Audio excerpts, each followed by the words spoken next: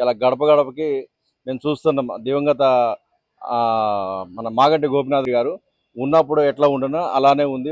వారి బిడ్డలను తీసుకొని గౌరవ ఎమ్మెల్యే గారు డోర్ టు డోర్ వెళ్తున్నారు. మాకు రిసీవింగ్ బాగుంది. చేయి గుర్తు ఓట్లు వేసిన వాళ్ళు పెద్ద ఎత్తున మాకు చేయి ఇచ్చారు. కాబట్టి కాంగ్రెస్ పార్టీని తిట్టరాని తిడుతున్నారు. వాళ్ళు చెప్పలేదు, చేయి ఇచ్చారు కాబట్టి వాళ్ళని తిట్టరాని తిడుతారు. వాళ్ళకి మేము బయట మేము ఇవన్నీ చెప్పుకోలేము. కాబట్టి ఈ వ్యవస్థని ఇప్పుడు రాబోయే వ్యవస్థ అంతా బాగుండాలంటే ఖచ్చితంగా ఈ జూబ్లీస్ ఎన్నిక అనేది ఒక దశ నిర్దేశంగా ఉంటుంది. ఇప్పుడు ఇవాళ తెలంగాణలో వాళ్ళు సంపాదించడానికే ఉన్నది. ఏదైనా వాళ్ళ సెటిల్మెంట్లు పెన్ కల్చర్ పోయి గన్ కల్చర్ వచ్చింది తెలంగాణలో. ఇలా బయట నుంచి స్టేట్లలో కూడా ఇక్కడ ఇన్వెస్ట్మెంట్ పెట్టాలంటే భయభ్రాంతులకు గురే అవకాశం ఉంది.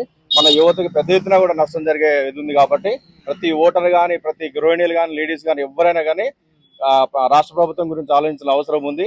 ఎందుకంటే ఎడగినక ఆర్థిక పరిస్థితులు బాగలేకపోతే మన పిల్లలు అప్పుడు వెనకట్ల కానీ మొన్న 10 ఏళ్ల క్రితం పోయి దుబాయ్కి ఎట్లా బతికిరో ఆ బతికే పరిస్థితి ఉంది. కాబట్టి 100% ఎన్నిక అనేది ఇంపార్టెంట్. ప్రతి వాళ్ళు కూడా బీఆర్ఎస్ వైపే ఎదురు చూస్తున్నారు, కేసీఆర్ కోసం ఎదురు చూస్తున్నారు. కాంగ్రెస్ పార్టీ అంటది మేము చాలా మంచిగా చేసినాం 2 ఏళ్లలో, కాబట్టి యూపీఎస్ కూడా మాకే ఓటేస్తారు పబ్లిక్ అని చెప్పి కాంగ్రెస్ పార్టీ. అసలు గ్రేటర్ హైదరాబాద్ లో వాళ్ళకి ఒక సీటు కూడా రాలేదు.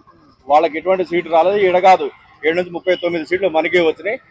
వాళ్ళకి అటువంటి ఏం లేదు. ఏంటంటే మనకు సంబంధించి ఏదన్నా కానీ స్కీమ్లు కానీ, ఏదైనా డబ్బులు డెవలప్మెంట్ చేయాలి, ఏదైనా స్కీమ్ రావాలి, డోర్ టు డోర్ వెళ్ళాలంటే కేసీఆర్ గారు ఇచ్చిన స్కీమ్లు ఇప్పుడు నడుస్తున్నాయి.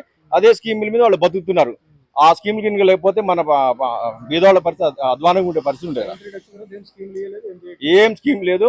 ఆరోగ్యశ్రీకి డబ్బులు లేవు. వాళ్ళకి ఎటువంటి స్కీమ్ డెవలప్ చేసి మన స్కీమ్కే డబ్బులు లేవు. వాళ్ళు ఇచ్చే దేవుడు ఎరుగు. ఆ స్కీమ్కి డబ్బులు లేవు. ఎటువంటి బిల్లులు కూడా పాస్ కావట్లేదు. కాంట్రాక్ట్లు అయితే ఘోరంగా ఉన్నారు. రోడ్లు అధ్వానంగా ఉన్నాయి.